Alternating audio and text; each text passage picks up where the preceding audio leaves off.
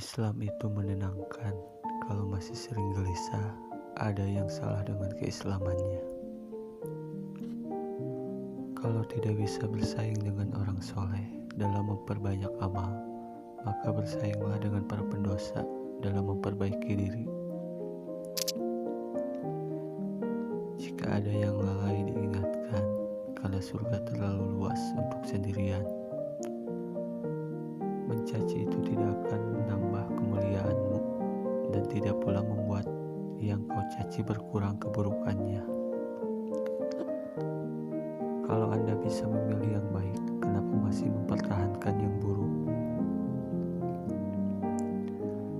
Jika yang kita dengar adalah nasihat, maka jangan lihat siapa yang mengucapkan, tapi dengarlah apa yang diucapkan. Namun jika menyangkut suatu pemikiran atau pendapat, lihatlah dulu siapa yang mengucapkan, baru dengar apa yang diucapkan. Seorang wanita jika kesehariannya terbiasa mengamalkan sholat fardu, sholat sunnah, puasa, baca Al-Quran, jika tiba masa haid dan tidak bisa mengerjakan kebiasaan kesehariannya, kabar gembiranya Anda tetap mendapatkan pahalanya selama masa haid. Hidayah bukan hanya diberikan untuk orang yang tidak beriman saja, tapi Allah berikan hidayah pada orang yang beriman juga untuk menguatkan imannya. Kalau pengetahuan Anda mau ditambah oleh Allah, mudah dalam belajar, kuat dalam ingatan, tingkatkan takwamu kepada Allah, maka Allah akan ajarkan Anda pengetahuan. Cara sholat khusyuk: 1. Kenakan pakaian terbaik. 2. Perbaiki wudu yang benar. 3. Hadirkan perasaan seperti sholat kita yang terakhir.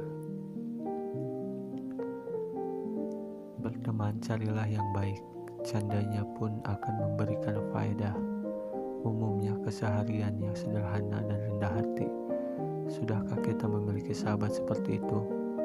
Kalau belum, cari sekarang, mumpung masih ada waktu.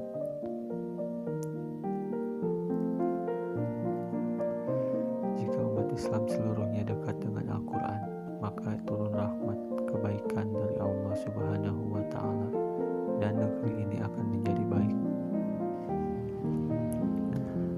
Ketika seseorang mendapatkan ujian yang mengguncang jiwa, maka itu tandanya Allah ingin menaikkan derajat keimanan orang tersebut ke level tingkatan iman yang lebih tinggi. Maka berbahagialah, karena ujian itu tanda cinta Allah kepada orang tersebut untuk meningkatkan kualitas hidupnya.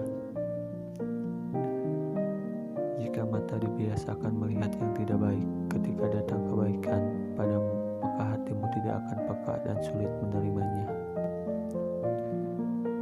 Yang terlihat sedikit bisa jadi berkahnya melimpah, makanya jangan bosan bersyukur, bisa nikmatnya ditambah.